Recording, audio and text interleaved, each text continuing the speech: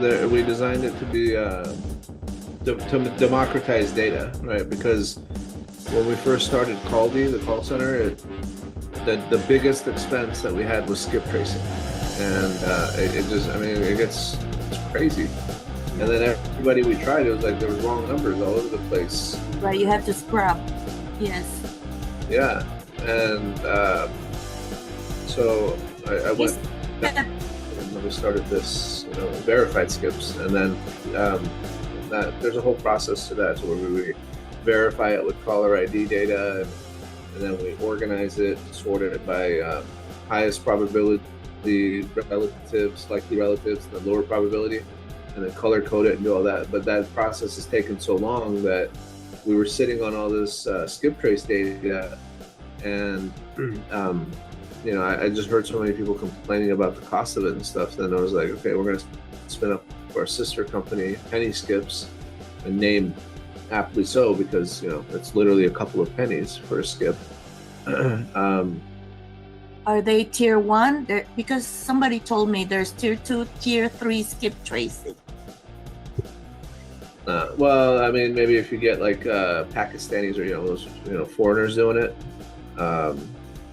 but it is tier 1. Yeah, it's actual data.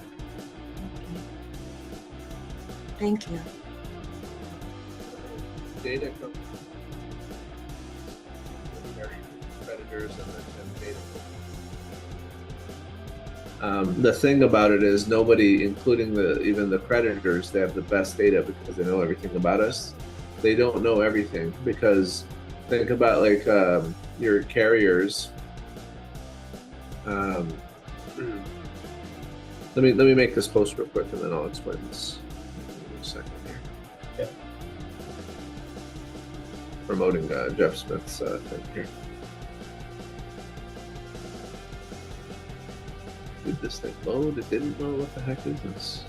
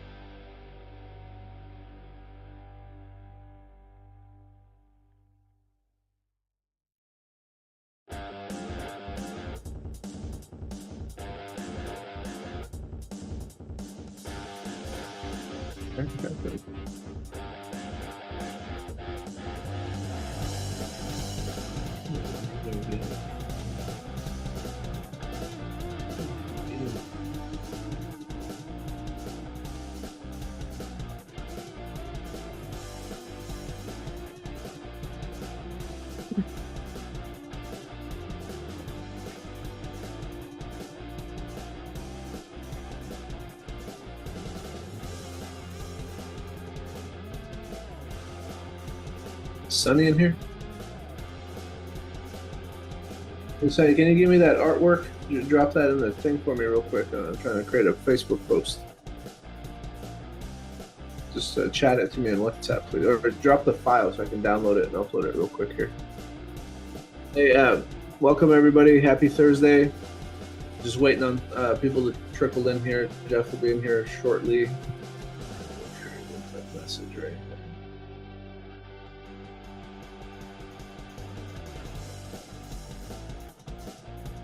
All right.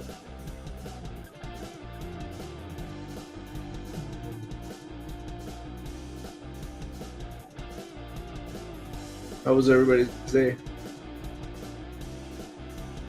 Did you guys go over that video? Did you guys watch that video in lead manager training today?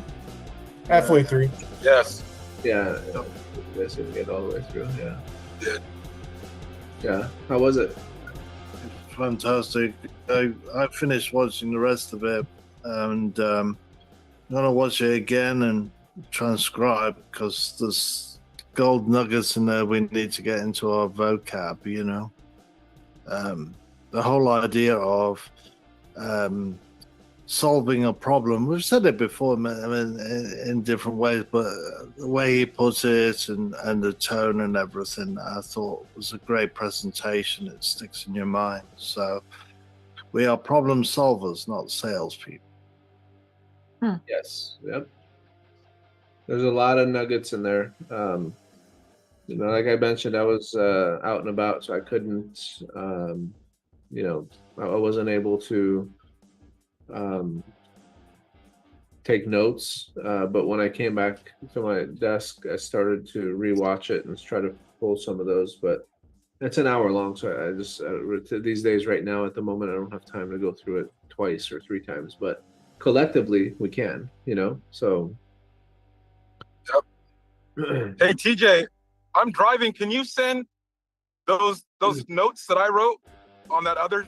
He did another video, Sean, that was like I think it was Ryan Pineda had a convention or something, and he told those same stories. And I took notes on that before. TJ, can you send that to Graham and Shad, those notes, so they don't have to write them again? The ones I sent. DJ might be doing it, but he's muted, so we can't be sure of what he's saying. Okay. Sorry, Mike, my bad. I didn't hear it. Yeah. I need to get Graham's number anyway. So I need to save Graham's number and then It's handwritten, so let me know if you need some transcription, but you should be able to make it out, at least to get you started. I appreciate it, Cody. Yeah, that'll be awesome. Yeah. We'll do some more of that. Ali's putting some stuff together. I know we're doing some Novation training, and she's got all kinds of stuff planned. But yeah, I'm glad you guys got some value out of that. But as you guys find more, like to Cody's point here, and I know you guys have some stuff, like drop those links and help each other out. Because one person can only watch so much video or consume so much content, read so many books, but collectively, and that's the whole point of all this is, collectively, we can get a lot further, a lot faster, right? And to that point, we got the main man in the building, Jeff Smith, in the house, y'all. Jeff, what's up, brother? Good seeing you guys. Thanks for having me for this. I'm really excited to be back in this particular Zoom with you guys and Shad here in the Blueprint room. This is great. Appreciate you hopping on, bro. We're super stoked to have you. I know we're gonna have a lot of people show up. We have some people, some stragglers every once in a while, so they're gonna make their way in here. We're live on YouTube, on Facebook, and then I know we're gonna have a good audience in here right now. So we have 20-something people, but I know we'll have well over 30, maybe even 40 here pretty soon. No, that's great. I mean, even if we have 10, I'm gonna give you everything I got. I'm gonna give some real stuff y'all can deploy. So if you haven't heard any of my sales training, I'm not holding back behind a big curtain. Like, I'm going to give you things you can actually go to work on your conversations. It's going to be amazing. I just have one quick favor, right, for everybody in the audience here. Anybody that was here last time Jeff was here, you guys know how much value that he brings. Please do everybody in the industry a favor. Take a picture of this and then post it on social media right now. Let people know that he's in here. He's taking time out of his his busy schedule to come drop all these valuable nuggets. And if they want to learn and grow, that this is the spot to be right now, live as it happens. So if you guys can do that, we'll get some attention on it, and then yeah, I know people are going to keep trickling in here, Jeff. So whenever you're ready to start, brother, you can hand it off and you can get rolling on what you like. Okay, awesome. Well, guys, what I'd also really like to do is make this interactive, because I want to know what you guys in particular want to talk about. I have my ideas of what I think you all want to talk about, and my guess is probably decent, but I'd love to hear from you in particular. So what I'd like to kind of poll the audience with, and just blow up the chat, whatever. Tell me the things that you feel like, man, Jeff, I am really struggling on the phones with this. My phone sales could get better, but this is my bottleneck, or it is a bottleneck. You don't have to narrow it down to one thing, maybe a couple things. And then the other thing I'd like you to write is, hey, Jeff, I've studied a little bit. Maybe I haven't studied at all. Doesn't matter. This is the thing that I have implemented that has really worked for me. So what are the things that are stopping me? What are the things I'm struggling with? What do I feel uncomfortable with on the phones? And on the other hand, what do I feel comfortable with? What has been working? So plug that in the chat, and I'm going to get a little bit further into my lesson, if you will. And then I'm going to come back to this and I'll adjust based on what you guys want to talk about. Or I'm just going to make it up as I go along, one or the other. So for you guys who don't know me, my name is Jeff Smith. I'm out of Houston. I'm a real estate investor. I've done several fix and flips that I've negotiated and closed. We've done land entitlements. I've invested in multifamily and passively, and done some rural subdividing. So I've negotiated and closed several different types of people. Matter of fact, a couple days ago, got our first subject to of the year. That was cool. And that was from a follow-up I've been doing for a couple of months. So, you know, I've really studied hard on what makes somebody good at sales. And in particular, what I started to find out is there is a difference in skill set between selling somebody on a high stakes, like we can't screw this up type of sale, like a house, versus me trying to sell you a cup of Starbucks coffee. I can strong arm every single one of you into buying a Starbucks cup of coffee. I can't strong arm you into buying a Lamborghini. Can't do it, right? The stakes are too high for you to invest in that thing, because what's the consequence? Blown over $500,000 on a car and you hate it. Blow $5 on a Starbucks, burn your tongue. Who cares? That's the difference here. And so when you start to come at it from a new perspective of my sales strategy needs to change, the thought process needs to change, that's when I started to have a lot more success in my sales conversation. And for me, you know, when I first got started, guys, I want to first blow away one myth that if you're not naturally talented at sales, you can't be.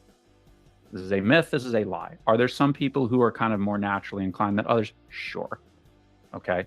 People who are 7 foot are more naturally inclined to play basketball than me. Doesn't matter. I still can play. I suck at it, but I can play. But what I find a lot of people do is they will avoid getting on the phones, or they'll avoid being a closer because mostly it's nerves. Oh, I'm just not good at being on the phones. Like, dude, you've never tried. Or maybe you tried and you simply weren't taught it correctly. You were handed a script and says, read this and go through it. Well, the problem in Hollywood, guys, is if only one actor has the script, what the hell is the other actor supposed to do? Improvise. And guess what? Your sellers that you're talking with, they didn't get a copy of the script like you did. So what do? We make this Frankenstein monster of scripts, and we kind of hope that that's going to do the job. And we go through it and we're just like, why the hell does this seem to work for guys like Shad and Pace and Jamil and Brent and Jeff? Why do they seem to be able to do this and I can't replicate the same results? What is happening? So we're going to talk about this. So one, there's really 3 major problems that I feel like people really experience when they get started. The first one is you simply don't have confidence because, again, you're relying on the script to do the work. And because you don't yet understand how these lines work, how these questions work, it feels clunky, which again is this vicious cycle of it just continues to beat you down. Second problem, maybe you're on the phones and you're starting to get some momentum, but these questions are falling flat. They don't seem to work quite right. They're not eliciting the motivation that we're told we need to go get. Or then the third problem, maybe you are starting to lock up some deals, but you feel like you're getting them by the skin of your teeth. You're leaving stuff on the table. We really don't know how to negotiate yet. These are the 3 main things that I see. Okay.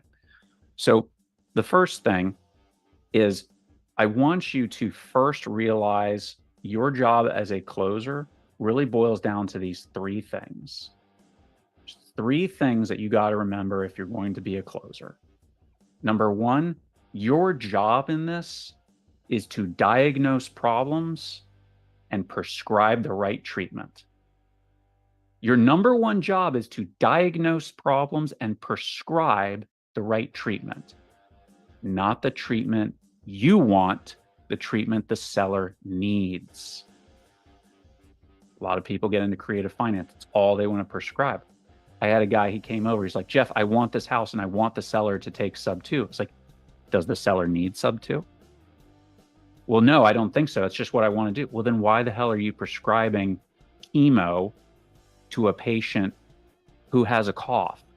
This makes no sense. So in the same way, I want you to now think of yourselves, you're not just a closer anymore. That's a title. You're more like real estate diagnostic doctors, figuring out what the issue is so you can put the right solution in place. I'm going to dive more into what I mean by that in a second. The second thing you have to do is you do have to be empathetic and be able to advance this conversation at the same time. You have to be able to do both of these. You can't come in fully empathetic because then you're friend zoned and you're just hearing about stuff and you never make any progress. You can't only be solution oriented because then the seller realizes this guy doesn't actually care about me, let alone have an answer to the problem. I don't trust him anymore. And so it's not about, I don't even want to say it's about striking a balance. You have to be fully involved in both of these things. This is one of the things, women tend to be much better on the empathy side. They tend to lean that way, so they struggle a little bit on advancing a conversation. Men tend to have the opposite problem. We want to go for the solution. We want to go for the kill. We want to get this thing done. Seems like we don't care.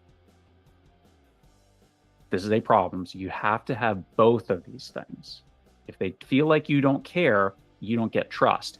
If you are not able to push this thing along to get them to the finish line with the prescription, they never get treatment and you don't get a deal. You got to be able to do both of these things.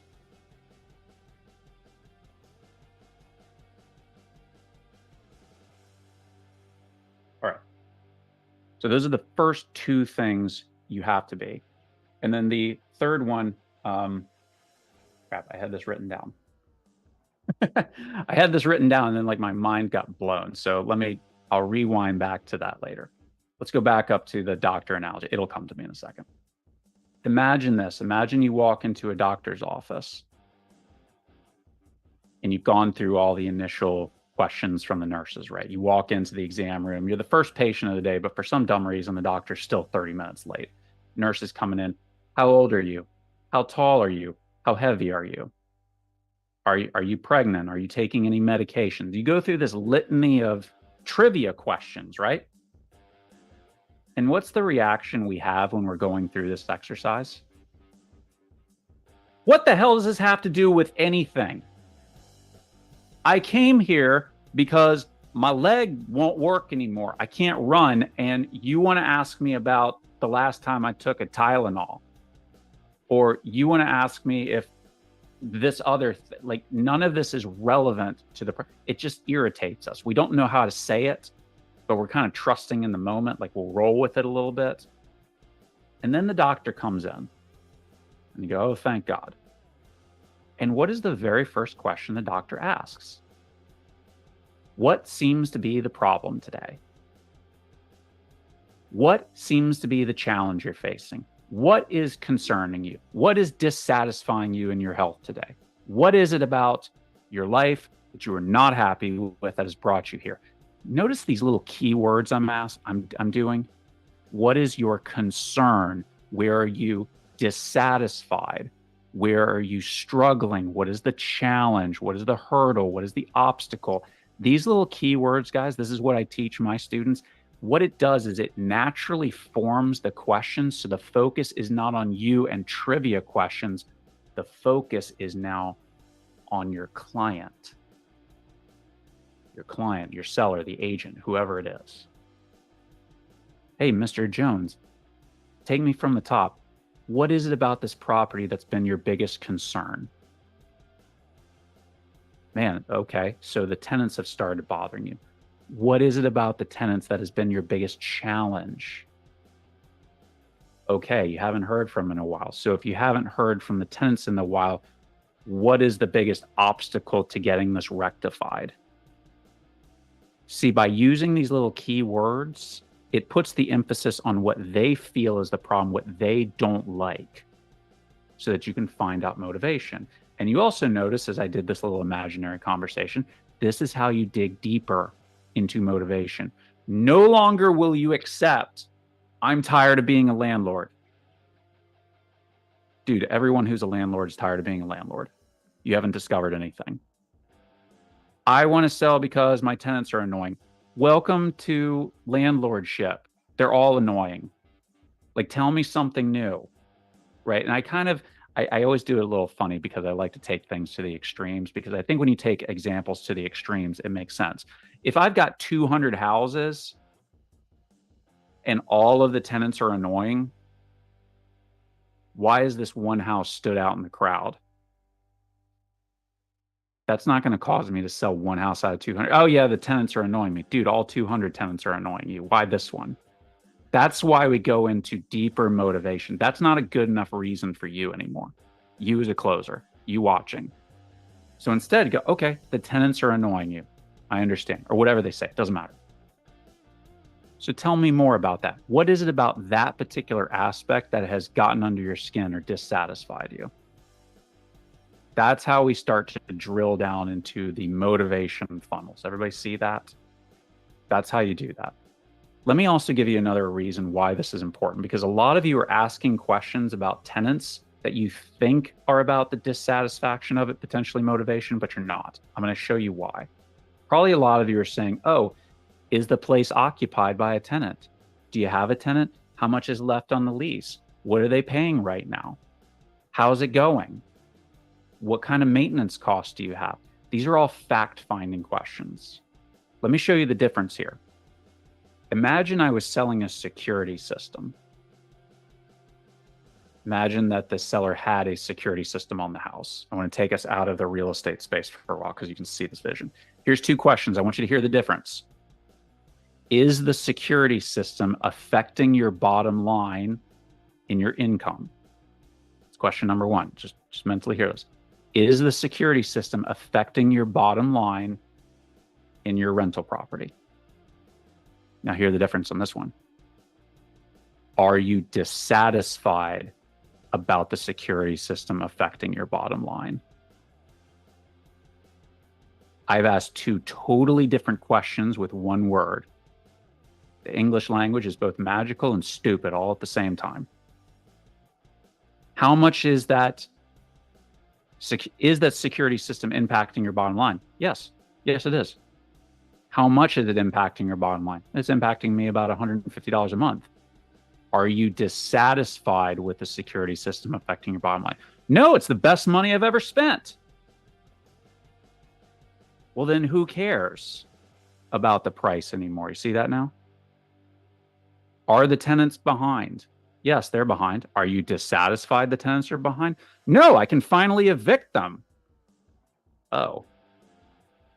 There's a difference between factual questions, just matter of fact, and is it making me displeased to the point that I'm willing to take an action about it? That is the difference of just a fact versus pain. Motivation of pain is what we're seeking. Pain or gain are typical motivations. Okay? So let's go back to the doctor analogy. Imagine that doctor walks in. You've just filled out this form with height, weight, and all this stuff. Imagine the doctor walks in and says, hey, yeah, I just need to ask a few questions and we'll get you treated. You'd go, oh, thank goodness. Let's do this thing. Doctor goes, okay, let's just start from the top. How many arms do you have? You got two of those. Okay, that's good. Fingers and toes, you got those together. Okay, those are all in place. Excellent. When was the last time you had any cavities? None of those? Okay, well, that's good. Oh, you had one cavity before? Okay, we might come back to that later. Okay. And any issues with your hair or vision? No obstacles there. Okay. Well, Jack, I think I got everything. You know, what are you hoping to get here? Well, Doc, I'm hoping maybe you'll prescribe me some Vicodin just for this crazy headache you just gave me of asking dumb things. Okay, well, I think the best I can do is Tylenol. Would you accept Tylenol? How about Tylenol on terms? You know, give you one half today and one half tomorrow? And we laugh about this, but it's exactly what a lot of us sound like sometimes. We ask, how many beds is it? How many square feet is it? How long have you owned it? How old is the roof? When was the last time you were out there? Who else is involved in the conversation? It's just trivia. Instead of saying, hey, besides my phone call, what's really got you thinking about selling in the first place? That's where I start 99% of my calls. Okay, so that's the reason you're thinking about it. Okay, well, what is it about that particular thing that is concerning you the most? So let's rewind to the doctor. How does the doctor actually ask you questions? Jeff, what seems to be the problem? Doc, my leg's busted. Oh, good. I didn't have to ask you about your hair and your vision. That's easy. Okay, Jeff, tell me more about that. What specifically about your leg is bothering you? I can't move it. Oh, okay, you can't move it. So if you can't move it, tell me more about why that is such a challenge for you. Well, Doc, if I can't move it, I can't go sprint because I'm on the track team. Oh, geez, you're on the track team, so legs busted, that doesn't work anymore. Okay, how else is this impacting you? Well, Doc, just getting around on a day-to-day basis just sucks. Like, I got to get something done right now. Okay. Now let me ask a couple fact-finding questions. How long has this been going on? Show me where it hurts. How much intensity is this? Okay. Jeff, I feel like I finally understand what has happened with your leg. Is there anything else about your situation that you're unhappy with or I need to know? No, Doc, you got it. Okay. So legs busted. It seems to be at your hip. It's preventing you from sprinting, which is impacting your track team stuff and impacting your ability to get around. Have I missed anything or is that summarized? No, Doc, you got it. Okay, great. Jeff, I've worked with a bunch of other folks like you. Similar issue. They came in, the leg was busted, exactly the position you're talking about, ligament issue, all the things. If you're ready to move, are you ready to move forward if I gave you a treatment plan that solved that? Hell yeah, where do I sign? What do we got to do? Well, you have a couple options. I can either give you a shot today, and it'll cost you $9.95. Damn, Doc, that's pretty expensive. You got anything else? And I hate shots, okay? If you don't like that, here's another thing we can do. If you're willing to take a pain-killing pill and this other pill 2 times a day for the next week, that'll do the job and it'll be $14.95. Damn, I think I just want the shot and get it over with. What did that sound like to you guys? It was a sale. Again, it's all analogy. I'm just making up the story in my head, but the point I'm making here is we drilled into what the problem was. It doesn't matter if my vision's bad, if my leg's screwed up, and that's what I'm really irritated about. It doesn't matter that the water heater's 10 years old if the tenants have ripped the place apart. And then finally to say, I understand what you're dealing with. I have comprehended your problem, which makes me the best person to give you the treatment. Because if somebody else comes in and says, Jeff, I don't know the first thing about you, here's a shot, you're going to say, get that guy away from me. He has no idea what's going on. I don't trust him. That's why our sellers need to know we're empathetic to them, but we're advancing this thing forward. Y'all see this now? Okay. So one of the things I want you to start adjusting, I'm going back to this, is the idea of problem questions versus fact-finding questions. Problem questions versus fact-finding questions. Problem questions emphasize what the client is dissatisfied about. Again, write down these keywords and let your questions form around them. What is your concern? What is the challenge? What is the obstacle? What are you dissatisfied with? What's gotten under your skin? Use those words, and your questions will naturally put the emphasis on the seller. And then fact-finding questions, things like how old the roof is, how much maintenance you're doing, water heater, all this stuff. Keep them highly relevant to the problem you've experienced, to the problem that the seller has identified. As much as possible, keep them highly relevant to the problems that the seller has identified. So we go back to the doctor analogy. Say the leg is busted. Okay. Are you experiencing leg pain at your hip or your knee? That is a fact-finding question, but is highly relevant to the problem that I've just identified. Jeff, I'm sick and tired of these tenants. Okay, tell me about why the tenants are causing you a bother. They're behind in payments, it's causing issues. Okay, how many months are they behind? That's a fact-finding question, highly relevant to the problem. You see that now?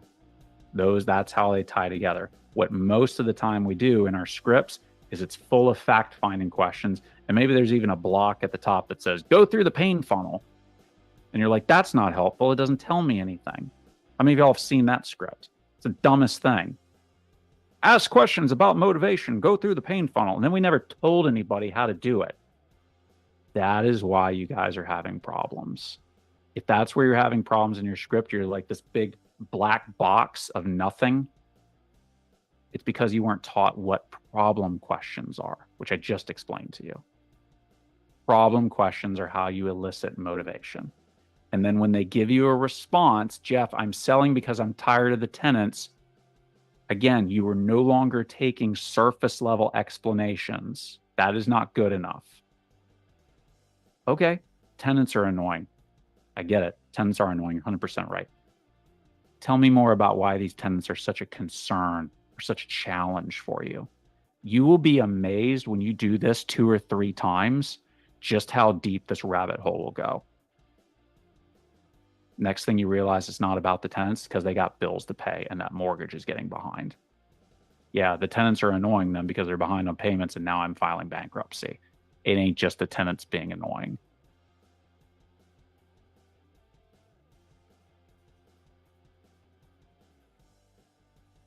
All right. So, guys, I'm going to look through the chat here real quick.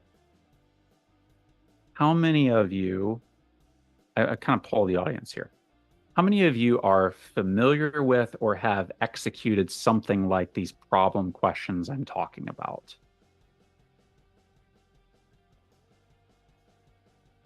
We got Alondra. Okay. Potentially one person. Okay. How many of you have been very used to the kind of these fact-finding questions like, Jeff, man, I'm constantly asking for the age of the roof and the tenants and all the rest of this stuff. How many of you have kind of fallen into that trap? How many of you won't raise your hand no matter what I say? I'm just messing with you. I know it's kind of putting everybody on the spot. Guys, but probably participation, right? That was the one question, or the one request.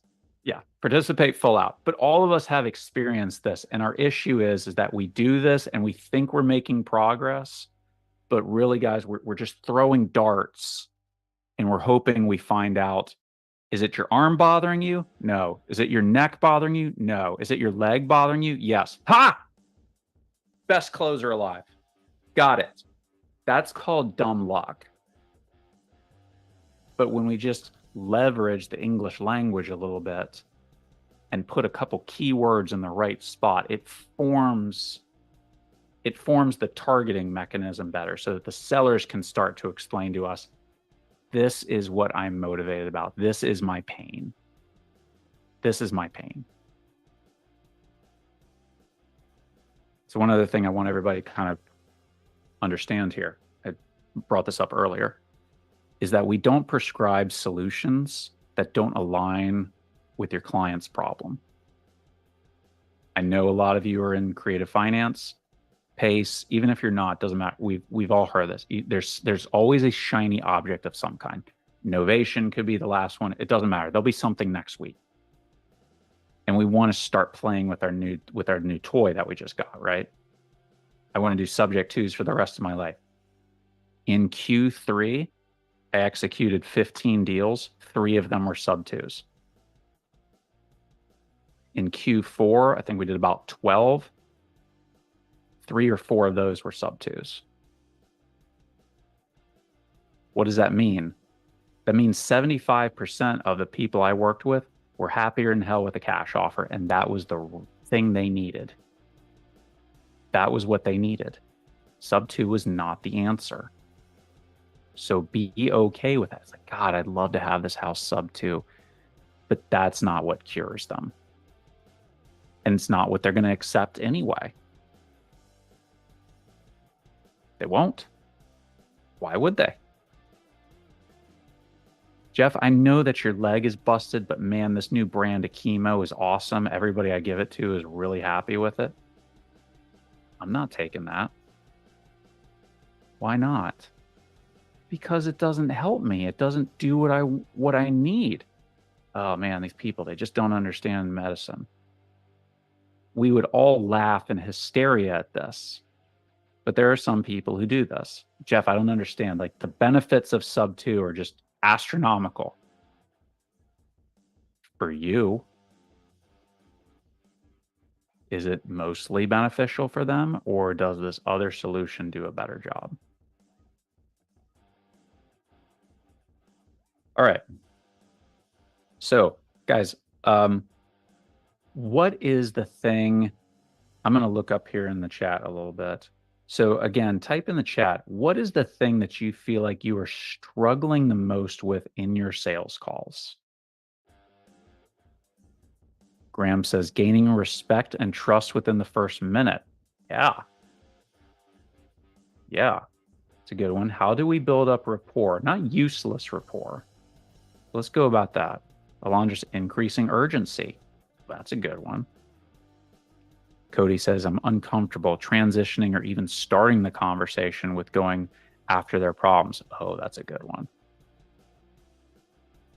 Cody says, I am comfortable adjusting my tone cadence to match and mirror. Bam. Oh gosh, these are good topics right here. Start with Graham's. Gaining respect and trust within the first minute. So what I want to emphasize with people, again, with the doctor analogy, sometimes people start and they try to figure, how do I do best rapport? And sometimes what we're taught is go ask them some easy questions. Hey, yeah, let's, tell me how long you've owned it. Tell me about what it looks like on the inside. And we kind of think these softball questions start to build a little bit of trust because they're easy to answer. That's one way people have been taught. But think about it again with that doctor. When that doctor comes in the office, I want the hard questions, like right now. Because as soon as I start getting the hard questions, I know I'm getting closer to my treatment.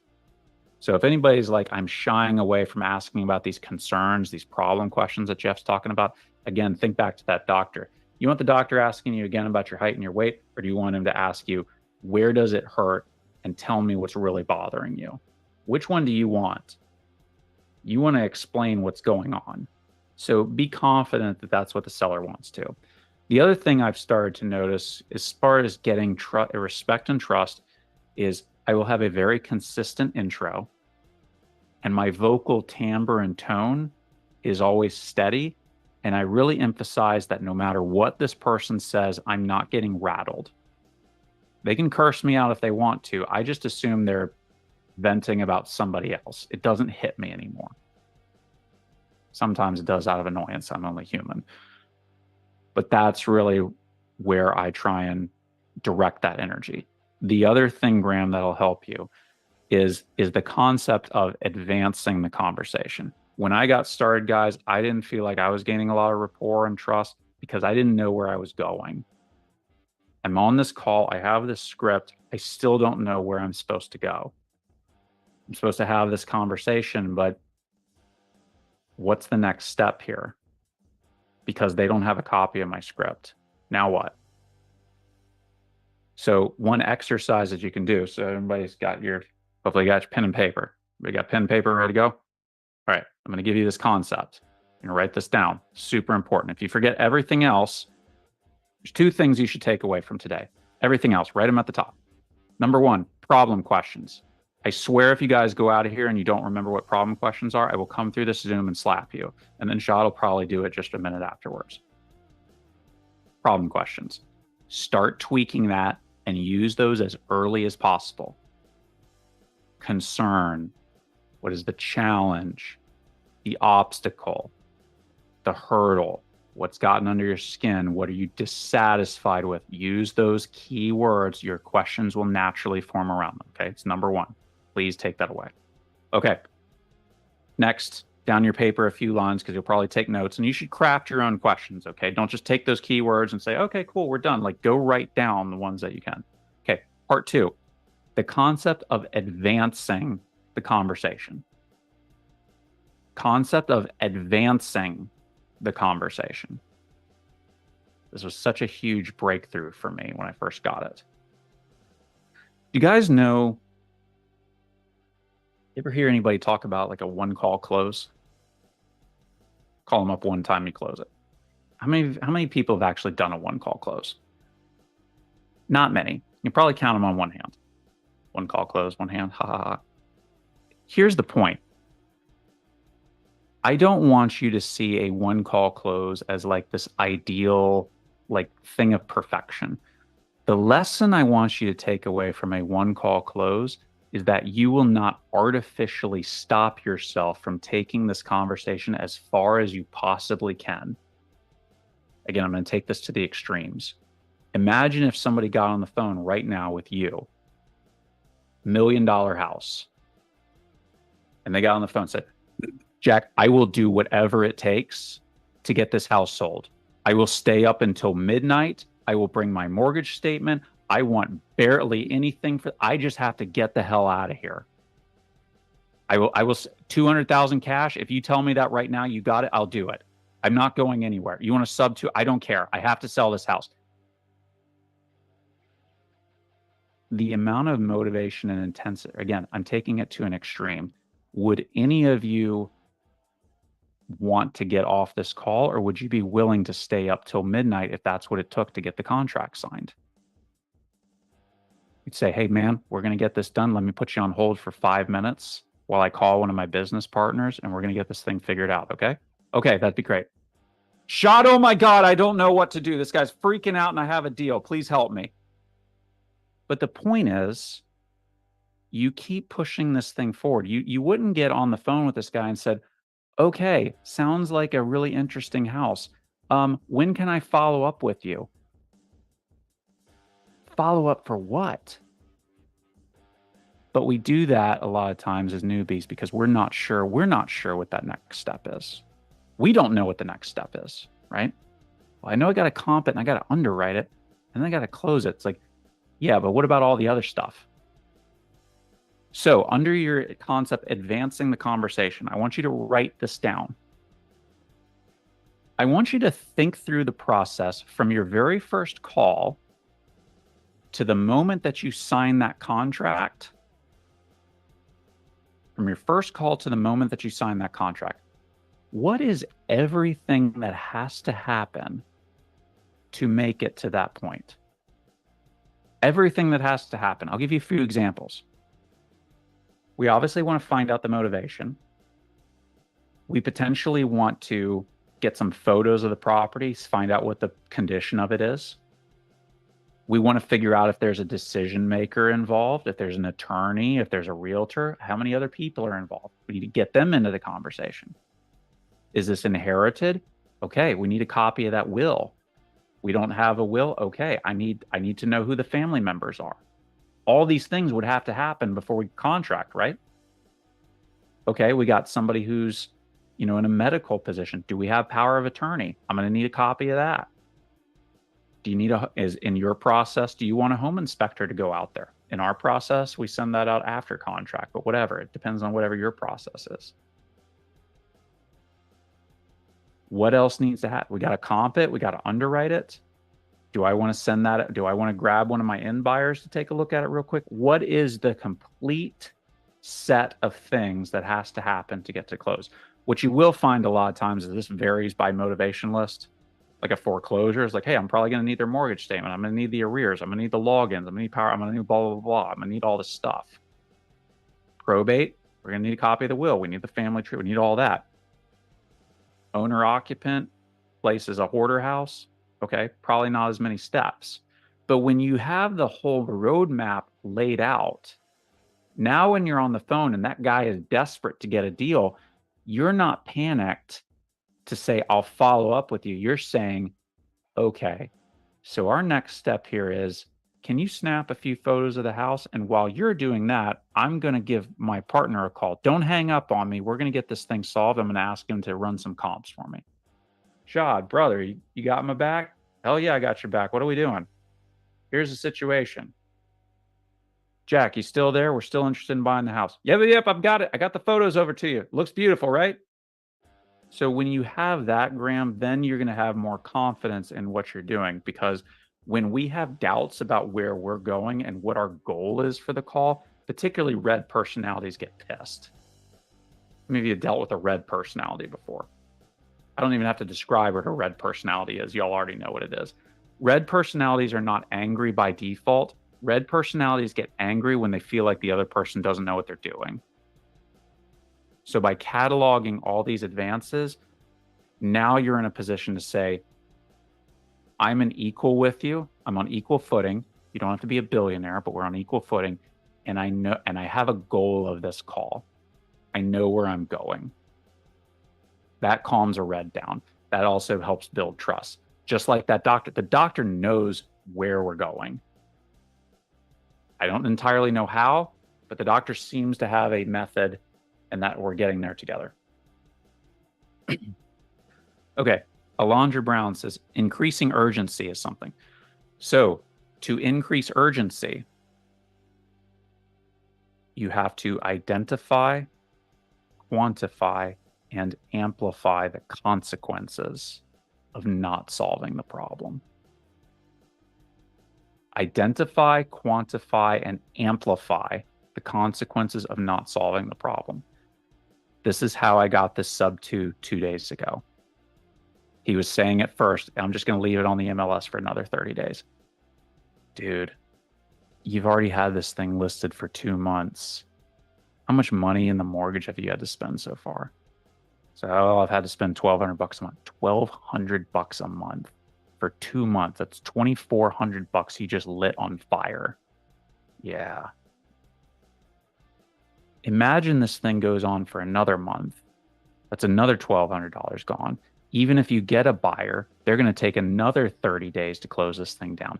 Dude, you will have burned up $5,000 for nothing. What if I could get this done in 2 to 3 weeks for you and you're done? He goes, yeah, you know what? You're right. This is dumb. Let's get this thing over with. What do? We identified the consequence of continuing. $1,200 every month. Quantified it. Well, we identified the mortgage payment, quantified it, which is the $1,200, amplified it. Just a little quick multiplication. Oh, geez. It's not $1,200 that I'm spending. It's $5,000 if this thing doesn't stop.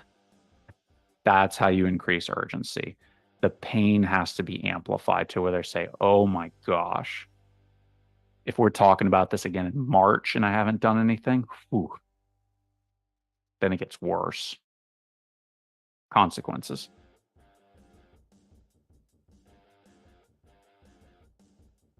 Cody, transitioning or even starting the conversation with going after their problems. Yeah, again, dude, it's like that doctor shows up because you know the second you start getting those difficult questions, I almost breathe a sigh of relief. Like, oh, finally, we're going to get to the root of this thing. Because even I don't understand the problem sometimes. I know what I think is the problem. My leg's busted, but the doctor's going to say, nah, dude, that's not a bone break. You got ligaments that are screwed up. Oh, thank goodness the doctor figured this out. I'm finally going to get treatment. So be encouraged and be confident. The seller wants you to ask the hard questions. A qualified lead will want you to ask the right questions. An unmotivated lead, I'll sell for the right price. I don't need to sell. I don't need to do it. Everything's fine. I can't even say that without twang in my voice anymore because I hear it all the time. They're not going to have any kind of motivation. You're better off disqualifying them. But somebody who's truly motivated is going to say, dude, we're having to move. Yeah, we want to move into my brother's apartment, just as quick as we can. Okay, you want to move into your brother's apartment as quick as you can. Okay, got it.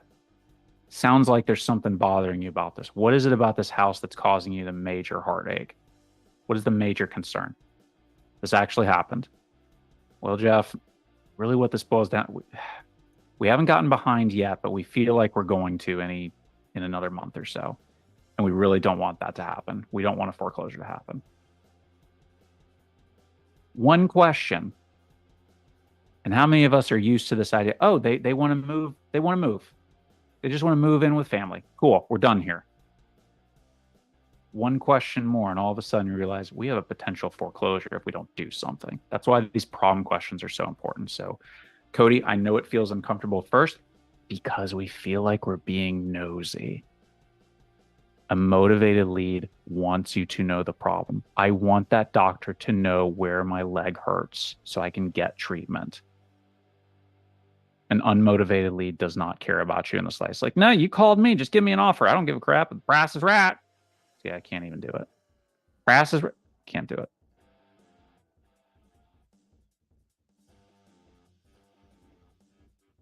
Jose says, want to get the whole picture, structure, not prescribing the medicine before diagnosing. Yes. So guys, studio audience, let me ask you this. Why are we so hell-bent on finding motivation? Anybody want to take a shot at this? Why am I so crazy about finding motivation? If you've been to the doctor's office, you already know the answer to this. Yeah, it's the diagnosis is what creates the gap between where they are and what you can provide a solution. Okay. So Jose says it justifies the gap. Okay, I like that. Who else got something?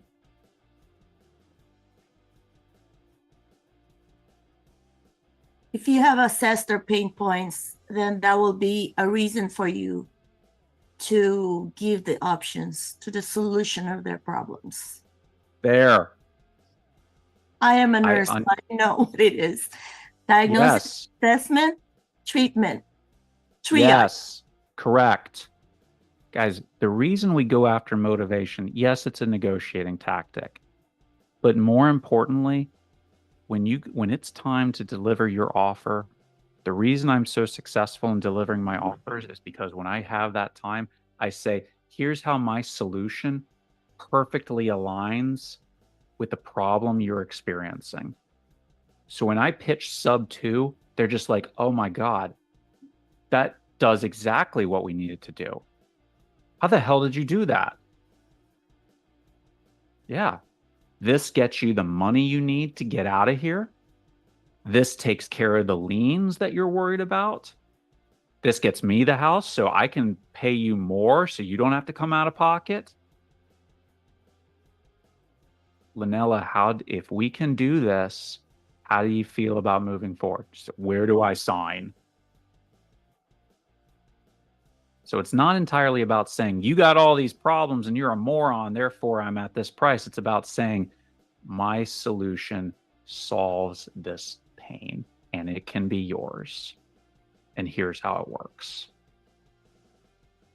Do you want to proceed? That's why we do it, guys. Just like with the doctor, diagnosing the problem so we can prescribe the right solution. Do you guys want to know the secret to pitching someone sub 2 and getting that closed? A couple of you, it's good enough. Okay, Ivy, you and me. I'll tell you. The rest of you are just going to have to figure it out. Jedi mind tricks. Good guess, partially true. Pitching creative financing, particularly sub 2. Here's the secret. Probably heard it from Caroline Kane. Your ears are going to bleed. Cash, cash, cash, go for terms last. Here's the way I do it.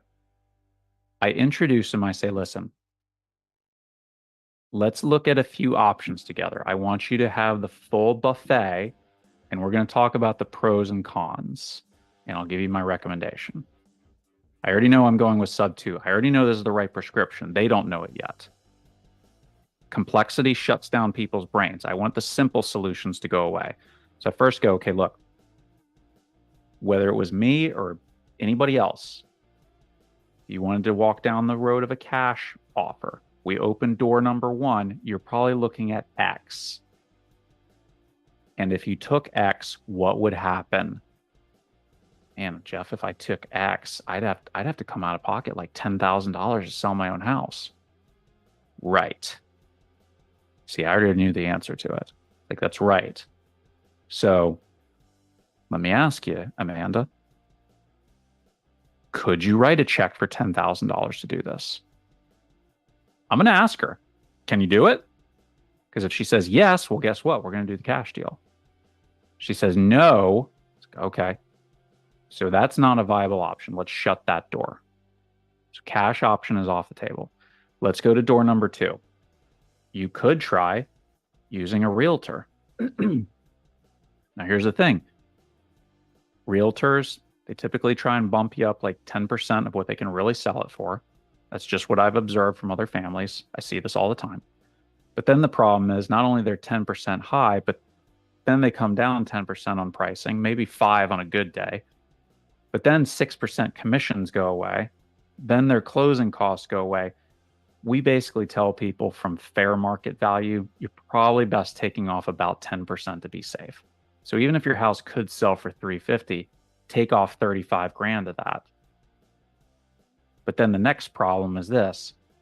What if this thing takes 3, 4, or 5 months to sell? Is that possible? Can you do it? Again, I'm asking them. This is just the reality. Can you do it? The man says no. We're already getting behind in the mortgage. We can't wait 3 or 4 months. That's why we called you guys. Because we can't do that. Now that those 2 doors are shut and welded shut, now I can move to a sub 2 offer. Okay. So Amanda, there is another option. We've helped lots of other families with this. Same scenario you're describing. Cash offer didn't work. They'd have to come out of pocket. They couldn't live with a realtor because who the hell knows how long that's going to take or what price they're going to get for that matter. So here's what we did with some other families. Another family, same thing you experienced. They asked me, Jeff, can you help us? I said, let's do this. If I put a little bit of money in your pocket, 3, 4, 5, 10, whatever the number is, it's close. Put in down like $5,000. And then I picked up the mortgage payments where you left off. And I could knock this out in like 3 weeks. Would that do the job? Would you be open to something like that? That's how I creak this door open a little bit. You see what we're doing here? It's just I just need them to accept this simple concept. Not performance fees, not foreclosure, not attorney. None of that shit matters right now. Just this one idea. What if I put a little bit of money down and I pick up where you left off on mortgage payments? Or however you want to phrase it, to the degree that a 5th grader could understand this. That's the key. When you've truly mastered something is when you can explain it to somebody else, a complex thing to somebody else, and they feel like they get it and they feel like a genius. That's when you've truly mastered something. So I want you to have that idea. Could I explain this to an 11-year-old? They don't have to grasp everything, but say, hey, instead of you get an allowance of $5 and you pay $5 for your bicycle every week, right? Yeah, that's what I do. Okay. Well, what if I just made the $5 payments for you and I took the bike? Oh. That's what we're doing here. So once they've accepted that idea, it's like, okay, that is a kind of interesting idea. Then I open the door further and say, okay, let's talk about more what this would look like. Now, here's the last thing, and I'm going to open this up for some questions here. A lot of times, guys, we're worried about just getting bombarded by objections, particularly on sub 2. Well, what happens if you guys don't pay? What are you guys going to use it for? Blah, blah, blah, blah, blah, blah, blah. Y'all heard this one? How many of y'all pitched sub 2 and you just got peppered with questions and objections like every single direction? We've all had this happen, right? Here's one thing to remember. One, when objections start stacking up, this is a bad thing because it's just them trying to get out of the conversation. That's honestly what it is. It's no longer about can you overcome the objection. It's just a freight train. It's not going to stop. Even if you answer everything correctly, at the end, they're just going to say, I just don't feel comfortable. And that's their off-ramp. It's over. So instead, what I do is when I feel like this train is starting to move, I redirect their focus to the problem, not to the objections. Here's what I do. Say, hey, look, Jack, these are good questions you're asking. Don't hear me say otherwise. Every family I've worked with has asked me something similar. We've worked through all the problems. Again, you are right to ask these things. It's good. We will get them done. Before we go down that road, though, let's just look back over here. If I could explain to you how we protected these families and how we made sure that their mortgage was secure, do we agree in principle that this solution would help and solve the problem you're experiencing? You see what I've just done? I've re-emphasized the problem and I set the expectation. I'll answer the questions. Are you going to be on board, though? I want to predict the future. So I tell him, this is what my crystal ball says. Do you agree with this? And if he says, no, I'm just kind of curious. Agents do this shit all the time. No, I'm not actually interested. I'm just kind of curious, how you guys operate. Well, I got 20 minutes to kill doing something else. Right? Your time is valuable. There are people who genuinely do need your help, who don't understand sub 2 and need somebody genuinely interested like you. That doesn't mean you can't make money on these things, but you're there and you can structure something to help them get to their next step. Grocery stores make money. I don't hear a lot of us protesting about that. And I'm happier than hell to pay them. So just like you, when you're helping people, solving problems, that's why you get compensated. Apple solves a problem by giving me a phone that does wickedly awesome things. I don't tend to complain a lot that they make a lot of money doing that. Good for them.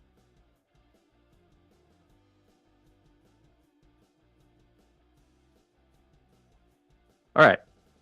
So, in summary, Shad is awesome. You should listen to what he says. And yeah, that's basically it in a nutshell. Shad, you got anything else you want to add? That was fire. I love that. Big takeaway and something that I really picked up on. And I think a lot of us know this, but I really liked how you touched on this was basically planting the seed and making it bite-sized, make it digestible, not this having creative be this huge, overwhelming thing where it's like where we're breaking it all down to them. Just make it as simple as, hey, if I could relieve the pain, if we could take over the payments, if I can give you a little bit of money now and take over the payments, would that be a win? Get that simple yes, and then we can go further into it, but only after, that we identify all the problems and get through all the steps, and then at that. I see so many people jump the gun and they want to get straight to, oh, I know what the thing that's going to work well for you. You don't have equity, so we can't do cash. So let me just start jamming creative, down your throat. And people just aren't going to go for it because they're not ready for it. I love that. That was a huge takeaway. I really like that. I hope you guys paid attention to that part. But I know we got like 40 people in here. There's probably going to be some questions in here. So yeah, a little bit of Q&A if anybody has anything that they want Jeff to touch upon, or takeaways. Like, what are some of the takeaways you guys had? I have a question. So Jeff, how do you approach those calls where there isn't a solution, or we don't have a solution for their problems? What does that sound like?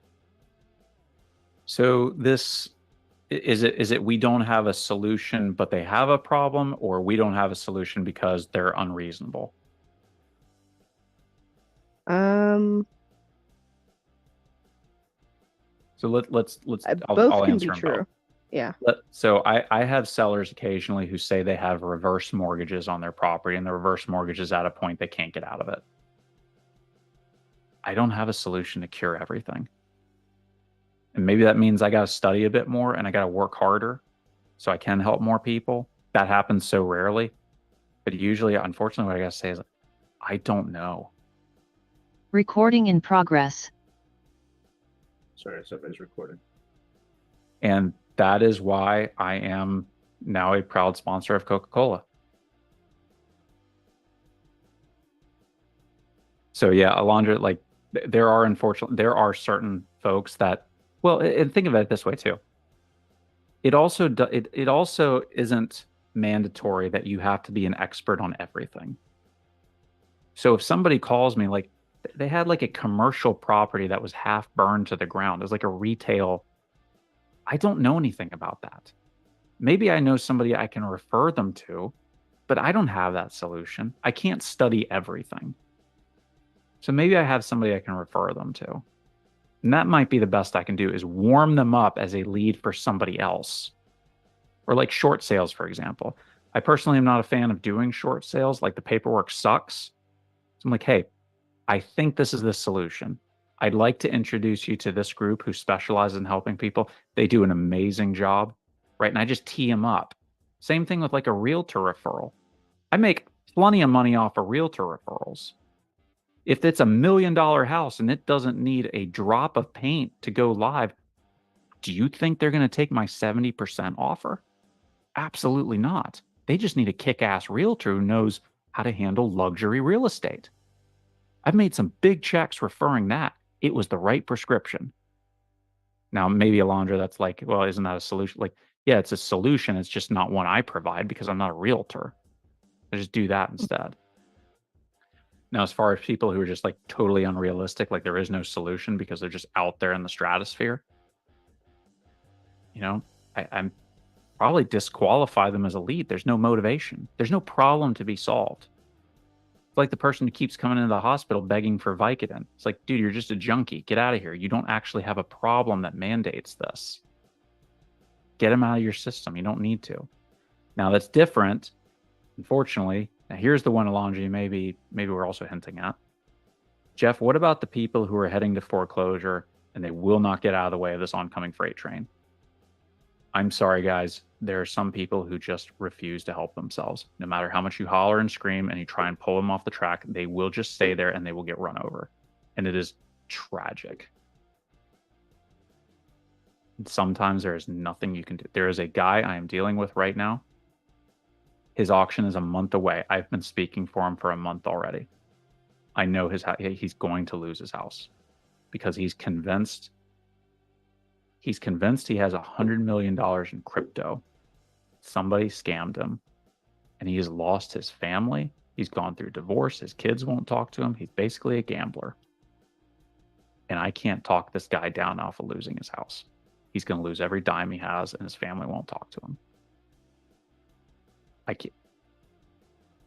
I'm basically going to watch this guy get run over and I can't do anything about it. I'm going to keep calling him until the last second. But I already know what's going to happen. And I can't convince him.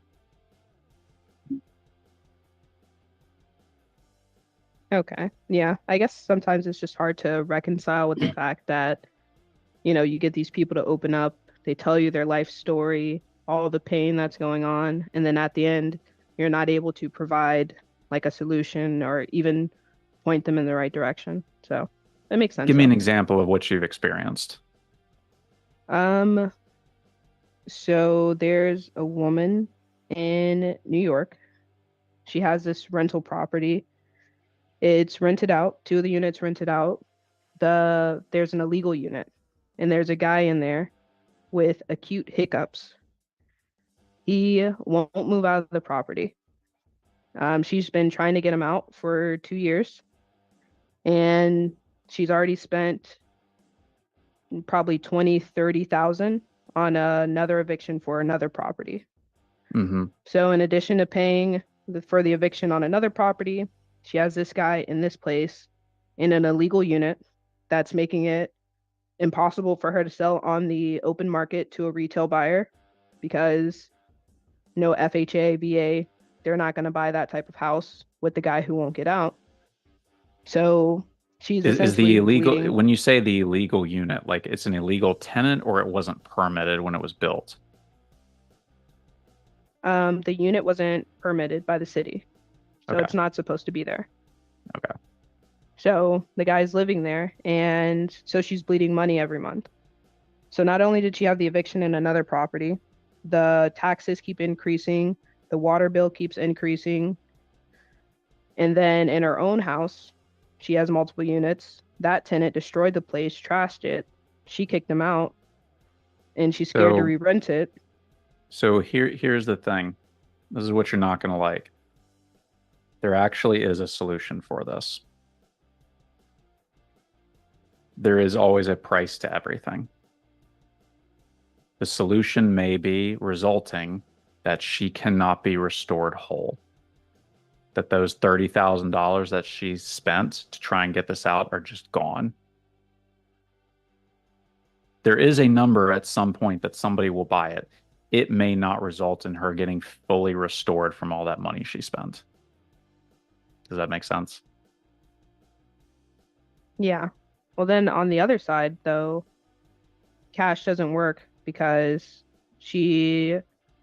once she sells the property, there's a debt that has to be satisfied. So once that debt's satisfied, she's also going to get hit 30% on capital gains. And what she's really looking to accomplish is to finish paying off a new build she has in the Dominican Republic, which is going to cost her 170. So if she sells for at the offer we're giving her, she's not able to accomplish. And here's the thing. This property, I had this conversation with a woman going through a divorce. It's the same concept. She was relying on this house to save her. This property you're talking about, Alondra, cannot save that seller. It can't do it. Just because I want $500,000 for my house, but it's only worth $250. Well, I got to get $500,000 out of this house, or I can't get to where I want to go. It's like, Jeff, this house can't save you. You're going to have to save yourself. It can be a springboard. You can at least stop bleeding money on it, but this isn't going to save the day. And that may be the tough conversation that she's going to have to realize, that you'll have to ask her, what if this house simply doesn't have enough value in it that it can do all of these things? What else could you do?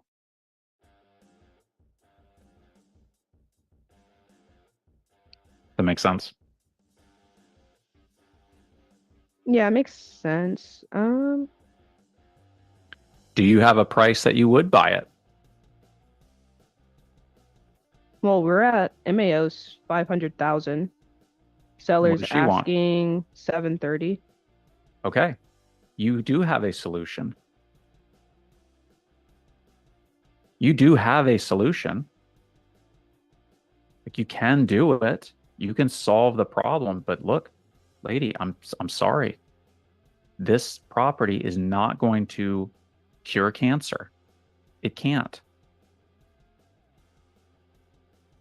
But it will stop these other things. So it's a question of, do you want to get the money, a fair number for it now, and solve certain problems? Or do you want to keep enduring this hellscape and none of the problems are solved? And you have to ask it in a question. You can't do it in parent voice. Like, that's a lot of times what we do. I was guilty of this, is I wanted to tell them what the consequences were instead of asking them so they came to the realization. Doesn't work on everybody. But after a while, kind of hearing this, what if nobody shows up at that number? What if this keeps going? What if that tenant who's not leaving, what if he starts to get really crazy? And this is just the beginning.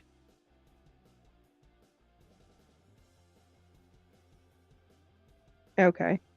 I guess I'm always under the assumption that it's supposed to be like a win-win. So that would be like, I'll liken it to your doctor analogy. Someone coming in with stage 4 cancer. They waited a long time, it went undetected. They come in, you say, hey, you have stage 4 cancer. You have 6 months to live as is. But if you take these pills, it won't cure the cancer, but it'll extend your lifespan an additional 2 months. So instead of 6, 8 months. Or think of it in a different way. Think of it as like, look, you can either let the cancer in your arm grow and it can potentially get worse and then worse and worse and worse, or we can amputate. And it means you can't write with that hand anymore, but you do survive and live to fight another day. Which do you want? Some people are like, I'll take my chances. Maybe the cancer will go away in my arm on its own. Okay. So yes, we want solutions that solve everything. But if the house doesn't have the value, you can't do everything. But good question, Alondra. Good brain teaser. All right. Cool. Ivy, Thanks, what's Jeff. up? I have a question on the most pre-foreclosure sellers. They are in denial. Is it too soon Shocking. to ask to ask if you tell them they are in foreclosure list after you introduce yourself, and what have they done to solve the problem? Answers that I get are mostly, "Oh, we took care of it. Oh, how did that work for you?" And they couldn't answer that part. So is it too soon to qualify them if they want to be helped? So typically with foreclosure leads, what I've experienced is there's two grades of them. Either the people who already sense that they're about to get behind and they take action immediately, or the people who wait till the last second. There is no in between. They're either a month out and they're like, oh shit, this thing's really coming, I got to get off the train. Or they say at the beginning, oh my God, I just started to think about missing a payment, I got to do something. It's one of the it's never the person who says, yeah, I got 2 months until this thing sells. Yeah, maybe I should take care of this now before this gets worse. That person doesn't exist, which is really annoying. So when you call them, Ivy, you know, one, I kind of think about that. And then two, when they say, oh, we got it taken care of, say, oh, thank God. I'm so glad to hear that. I'm going to take you off the list. What did you guys end up doing? Oh, we went with a loan mod. Oh, cool, loan mod. Okay, cool. Well, hey, well, I got you on the phone. I actually work with some families who they went through a loan mod and it totally blew up in their face. I don't want that to have happen to you. Could I just like give you some free counseling for like 4 minutes? And then start to ask them like, what were you told about the loan mod process? What were you told is going to be qualified? Okay. So the letter of hardship, is that something you can produce? Oh, you can't. Okay. So if the letter of hardship doesn't come across, did they say what they're going to do in response to that? No? Okay. Well, if there's no letter of hardship, that means they're going to deny it. And with this other family I worked with, they didn't get that notice until like a week out. And then by that time, it was too late. What if that happens here?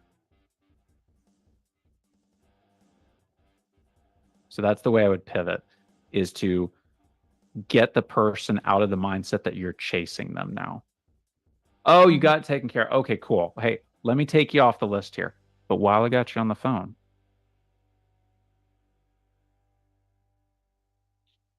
So it's not too forward to tell them they're in the foreclosure list that I got from the county.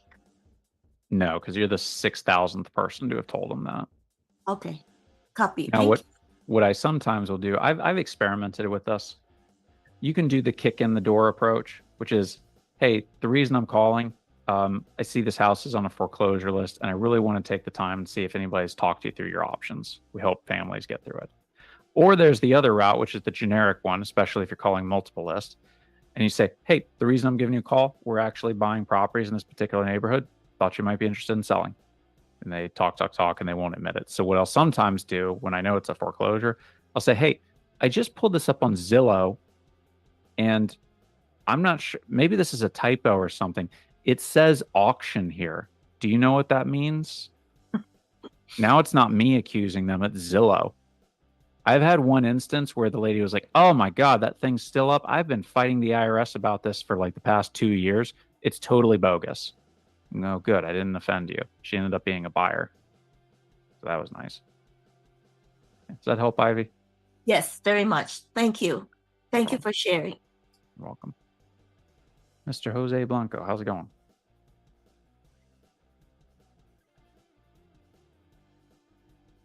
Hey, doing great. Yes. Actually, I wanted to ask about a lead I had.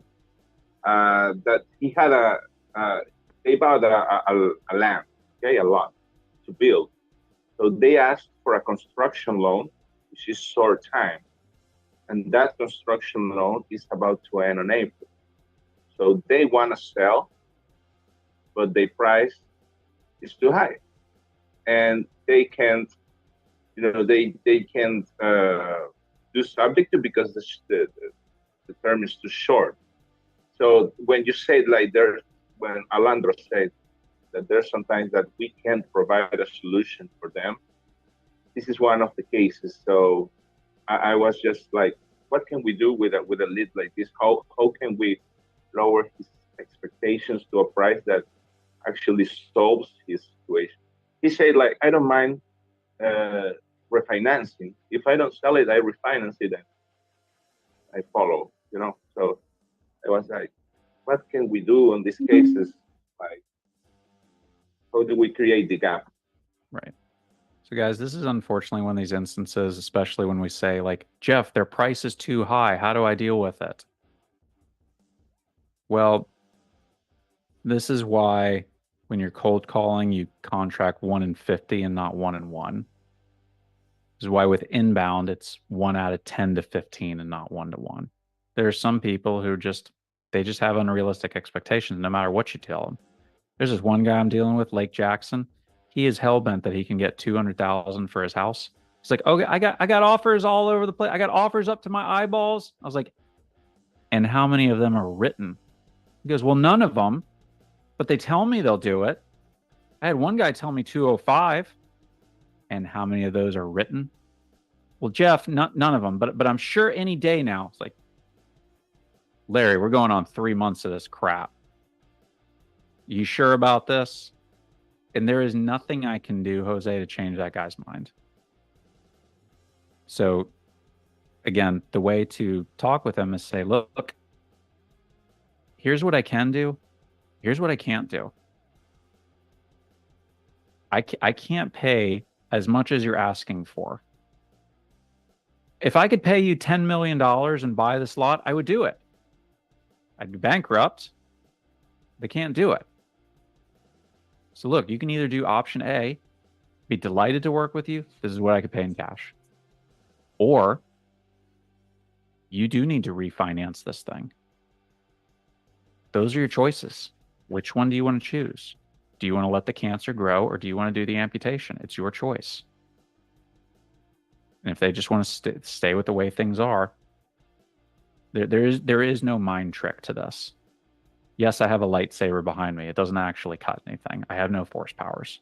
It's not entirely true. I have some. But don't expect like sometimes it's constant follow-up sometimes until that day arrives where that person has come to the conclusion on their own. It's not something you can tell them. They have to arrive at that conclusion on their own. And be consistent. That's how I've gotten deals that have come back to me. So an Open Door blew up one of their deals. They called me and they said, Jeff, you're the only one who's been consistent with us and realistic. That's why we called you and not the other 2 guys. Everybody else was just telling us what we wanted to hear. You kept saying this is something you could absolutely execute. You told us you couldn't do any better. You're the only one we rely on now because we don't think you're going to yank us around later. Best assignment deal I've gotten. Hey, Jeff, here's one. Do you work for sale by owners at all, or you leave them alone? FSBOs? Yeah.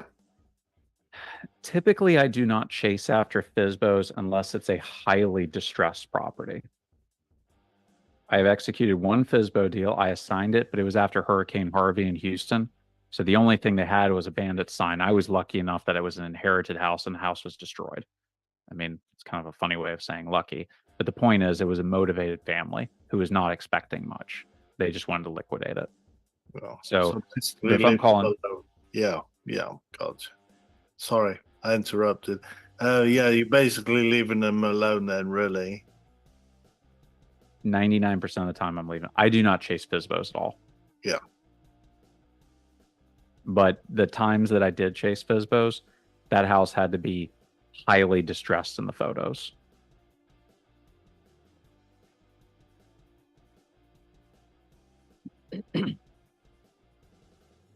Anybody else? Questions or just any thoughts? Like, hey, Jeff, I'm working through this idea you just discussed. I want to implement this. How would I do it? Jeff, what's your favorite dad joke? Like, whatever. Michael, here we go. That's right. Favorite dad joke. Yeah. So what is your favorite dad joke since you actually brought it up? Well, now I forgot about it. You put me on the spot. I should have like a sticky note or something. I'm not a dad, but I find them hilarious anyway.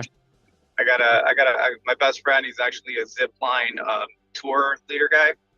And it's whenever you tour with him, it's like an hour and a half of nothing but dad jokes. It's like the greatest thing ever.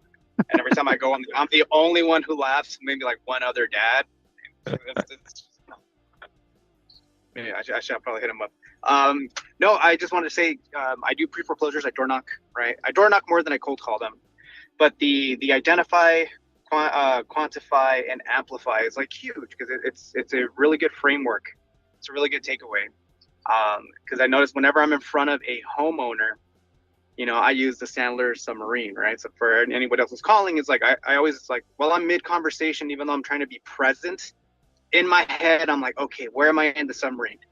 You know, report and bonding, got it. You know, I already did the upfront contract. Okay, we're obviously telling me about the problems. We're in pain. So in my head, like I can kind of like multitask in the sense where I can keep track of where I'm going.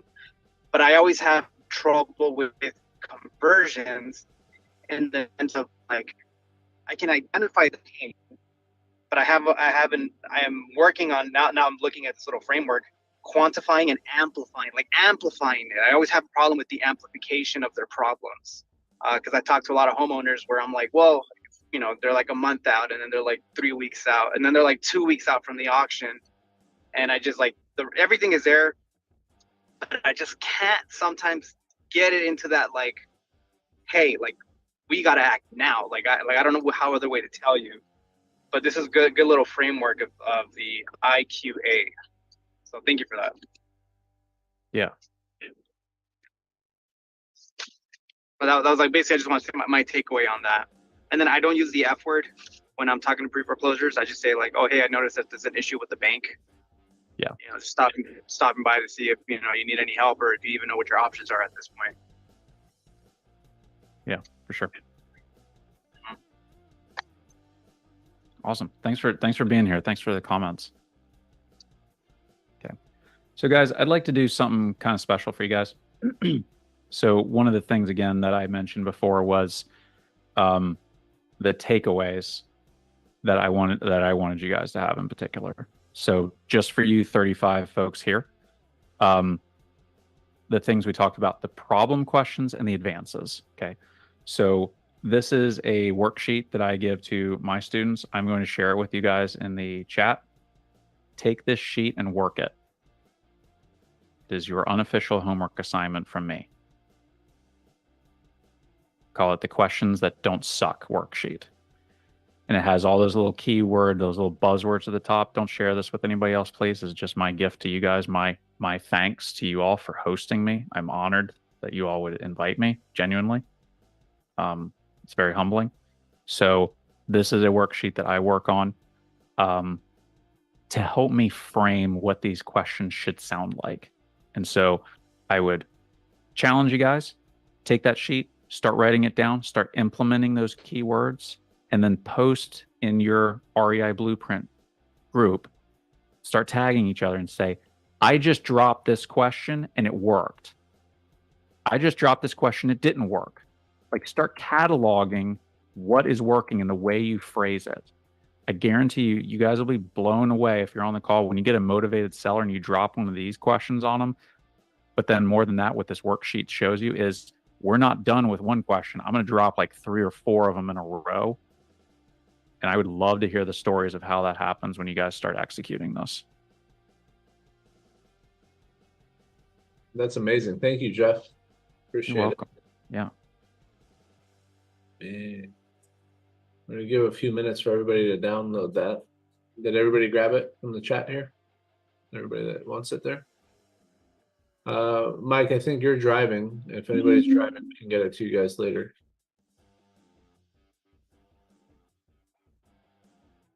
Jeff, are you still working with lands?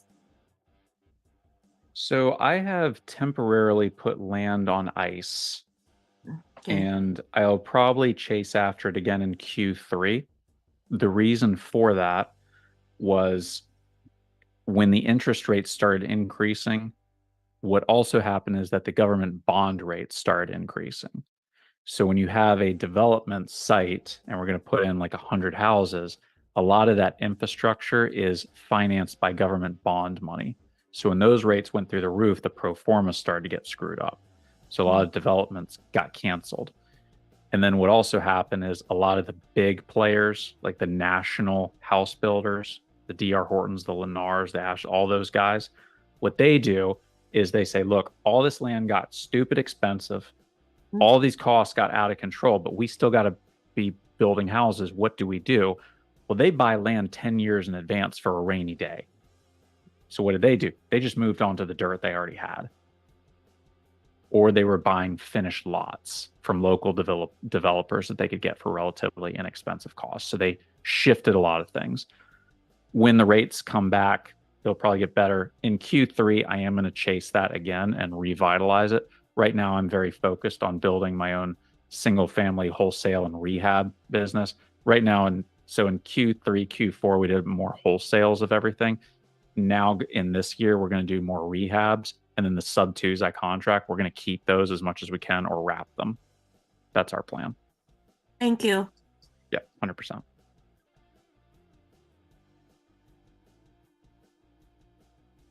Good dad joke. Graham. On that note, Jeff, sorry, but the case I explained, it was a expired listing. And when you say that you put land on ice, these people happen the same, that like they buy the land for building, but then the interest rate got so high that they couldn't build. So they hired a realtor, and the property stayed on the market for like 100 days and didn't sell. So they fired the realtor and blame it on the realtor, but it's actually the price. So, yeah. An unreasonable seller. When Say they're it gonna isn't realize. so. Say it isn't so. That's a first. First ever. I mean, that's you ask the questions of like, what offers did you get? Who were the offers from? Was it from a reputable builder, or was it from like 20-year-old Sam down the street who doesn't have a dime to his name? Like, who was it? Oh yeah, the reputable builders. Well, if the reputable builders aren't coming any higher, what does that tell you? Hey man, if you have 3 reputable builders who have provided offers and they gave you the best thing they can, what if that is what the market will bear here? What if that's the best the market has to offer? Well, we'll just hold on to it. Okay, go for it. That's what you'll have to do. Move on. The market's boss. The market dictates the price. Yup. I think we got one more question. Bala. We'll wrap up with you, buddy. Bala, can you hear? You're muted. Yes. Jeff, thank you very much for your heart out. Truly appreciate that. Jeff, if somebody getting brand new started for 2024, first quarter, which would you recommend? Expired listings or free and clear? I'm sorry, Bala. There's a bit of a reverb here. Can you say that again? Expired listings versus free and clear. Which one would be the low-hanging fruit in between these two lists in Los Angeles market? Right. So by nature, a free and clear list doesn't indicate any kind of motivation. Whether I bought my house in cash or I've lived in it for 30 years, just because I own it outright without a debt doesn't indicate any distress or motivation. It's a crapshoot. So I actually wouldn't target that at all. An expired listing at least indicates that they had a serious desire to sell. Just see. Thank you.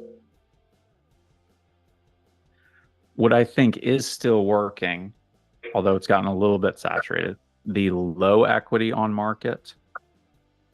And if you can figure out beforehand what the interest rate is of the mortgage, that's a good way to niche that down and target it better, because they do have a problem that the market can't really solve right now.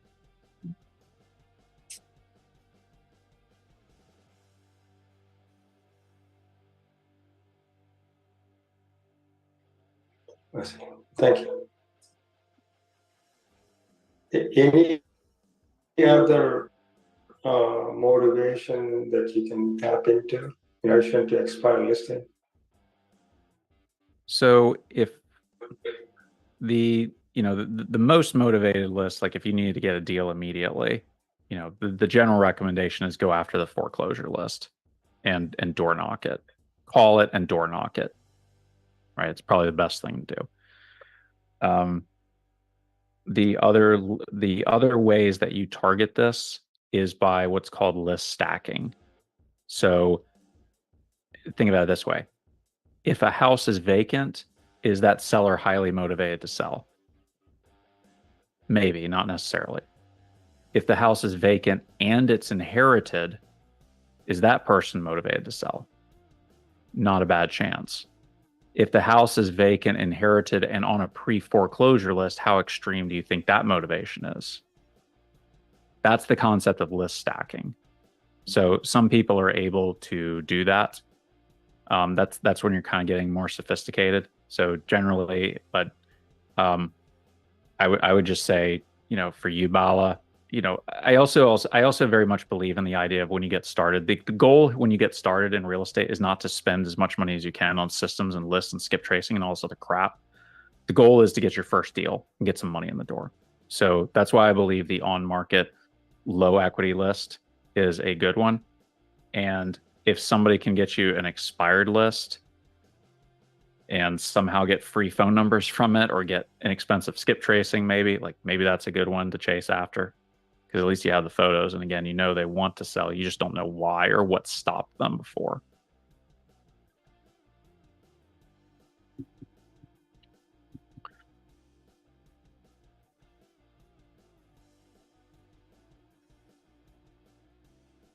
Okay. Shad, you got anything else? If you have time for one more, I know Matthias is waiting. Oh, yeah, I got time. Like I love talking sales and stuff, everybody. Like I got time. Hi, Jeff. Thank you for everything. I was calling because I'm looking for a buyer in California. Do you work out here? Hell in no. Southern California. Absolutely not. Okay. I do. I got buyers. I'm in SoCal. There we go. Michael's got you. All right. If it's a fix and flip or buy and hold, reach out to me, my man. We'll take a look. Nice. Okay. So that's sure. a good point. So, what kind of buyer are you looking for? Well, it's pretty expensive. The property, it's like in the millions. Well, is it going to be worth like $50 billion when it fixed up, or does it need an owner occupant? Like, what is the buyer profile? Well, he's going through foreclosure right now. No, the buyer profile, not the seller profile. Oh, I'm sorry. I'm new, so I really don't understand that question. Okay.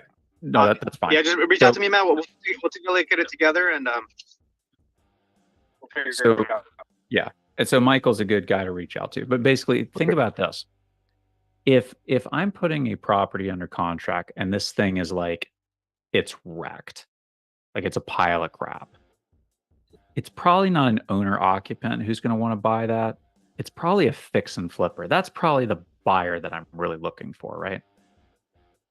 On the other hand, let's pretend the house is worth $2 million. It's immaculate. You walk in, you're just like, damn, this thing is beautiful. The fix and flipper is not the buyer you're looking for. You're looking for somebody who's got money who wants to bring his family into that home, right? Yeah. So that's what I mean. When you're looking at this property in your brain, who do you think is realistically the buyer who's going to want this? Is it a flipper? Is it a landlord? Or is it somebody who's going to want to live there? Or is it somebody who's going to tear it down and build something new?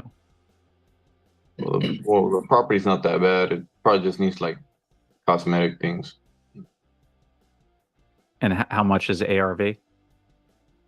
Well, I haven't ran any comps really. Well, I have been looking at the properties that have been sold around there, but there's nothing that I could really comp it with because it's like different than all the other houses.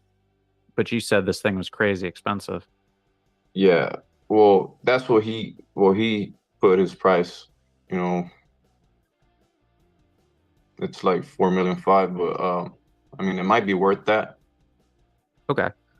So I link up with Michael and be okay with the idea that, hey, 4.5 million, it just needs a paint job.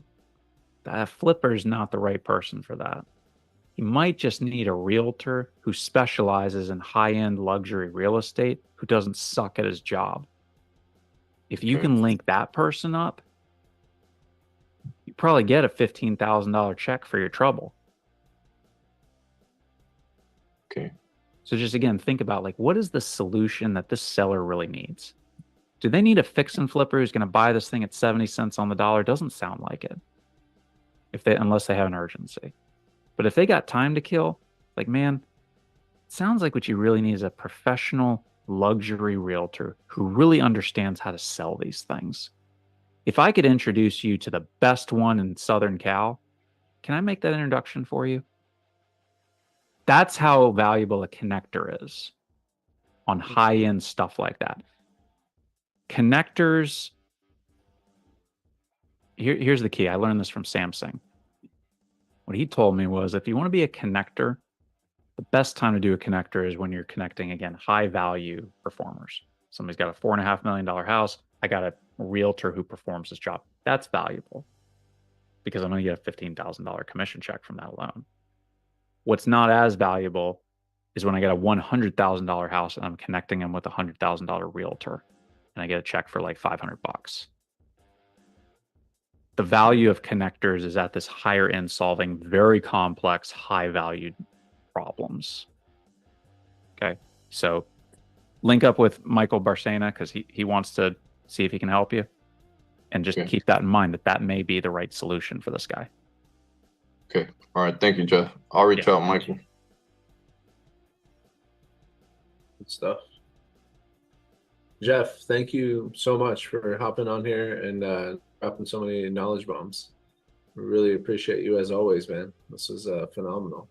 Oh, dude, my pleasure. I get to listen to myself talk for an hour. Like, when can I do this again? Anytime, bro. Anytime. Did you guys get some value tonight? Should we have Jeff back on? Who's gonna take that sheet and actually use some of those questions and apply some of the things that were taught tonight? Yeah, me. I'd certainly love you to come back, Jeff. It's gold every time you speak, helping us all in our real estate business. And I say thank you for your time. Thank you so much, Graham. Good seeing you. Thanks, Jeff. Thanks a lot. Thanks, Cody. Oh, it's Cody. Oh, hey, man. Hey. Yeah, you and TJ are both here. Yeah, how about that? Yeah. Hey, Jeff. Hey, man. Thank you again for coming. You always blow my mind. It's glad to. Guys, if you get a moment, check out his course. He really can give you some. If you like what you heard today, check him out some more. His class is amazing. Just want to let y'all know that. Yeah, I can vouch for that. I've taken it too. It's phenomenal. Loved it. So on that note, how can people learn more, and how can they follow you? How can they learn more about the course for the people that are interested? Yeah.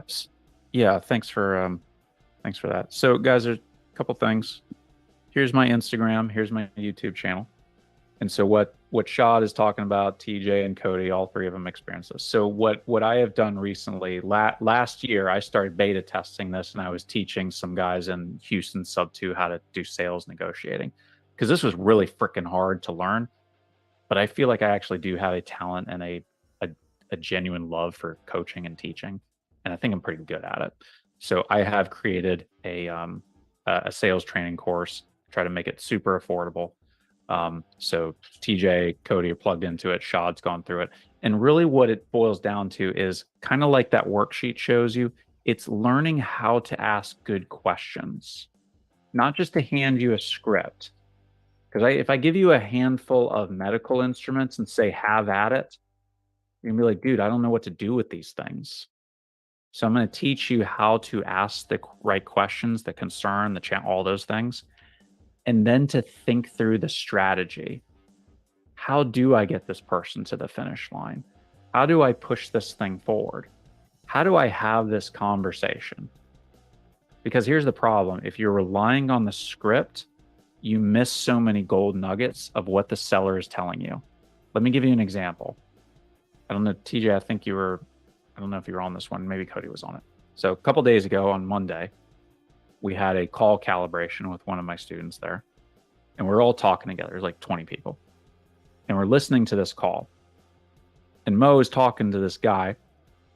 And the guy replies, yeah, I'm the caretaker for this house. She needs to sell. She just realized she is real estate rich and cash poor. So we're hoping to get this thing sold so she can get moved into the retirement community. And I said, pause everything right here. What the hell was that? And they said, oh, yeah. He said real estate rich, cash poor. Yeah. And they're all typing in the chat. It's like, she's broke. I was like, yeah, she's broke. She doesn't have any money. That's obviously why we're doing this.